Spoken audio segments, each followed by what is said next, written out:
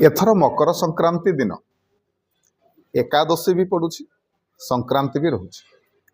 षटतिला एकादशी एवं मकर संक्रांति गोटे बढ़िया जोग। तेणु यही दिन आपण को पांचटी कम निहाती भाव में करवा दरकार। कले आपणकर जहाँ भी समस्या आसी जीवन में से आपको मुक्ति मिल निश्चिंत करेंगे। कौन करेंगे?